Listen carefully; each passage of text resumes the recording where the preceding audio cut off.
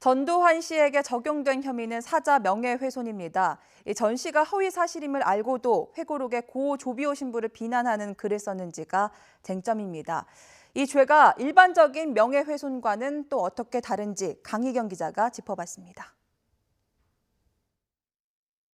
사자 명예훼손죄는 공연히 허위 사실을 적시해 죽은 사람의 명예를 훼손한 경우 성립합니다. 중요한 것은 단지 죽은 사람에게 모욕적인 언사를 한 것만으로는 처벌받지 않는다는 점입니다.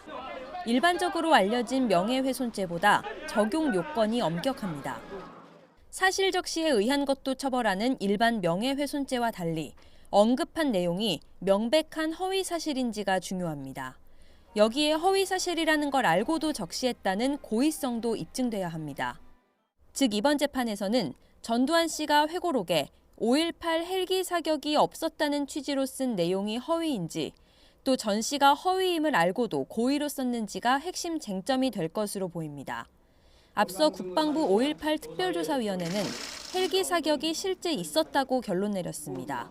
당시 전 씨의 지위나 회고록 출판 시점에 앞서 국과수의 헬기 사격 탄흔 감정 결과가 나온 점 등을 고려하면 고의성도 입증 가능하다는 게 검찰의 주장입니다. 사자 명예훼손죄가 유죄로 인정되면 2년 이하의 징역이나 금고 또는 500만 원 이하의 벌금형으로 처벌할 수 있습니다. 사자 명예훼손죄가 적용된 대표적인 사례는 지난 2010년 고 노무현 전 대통령의 차명 계좌가 발견됐다고 발언했던 조현오 전 경찰청장의 사건입니다. 조 전 청장은 결국 명예훼손에 대한 미필적 고의가 인정돼 지난 2014년 대법원에서 징역 8개월의 확정 판결을 받았습니다. 법정형 자체는 많지는 않지만 똑같은 사안인데 그거는 징역 8월에 실형이 선고가 됐죠. 그래서 이 경우에도 혐의가 인정이 된다면 실형을 선고할 수도 있는 그런 사안입니다.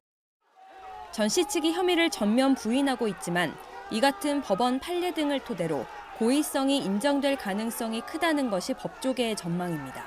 YTN 강희경입니다.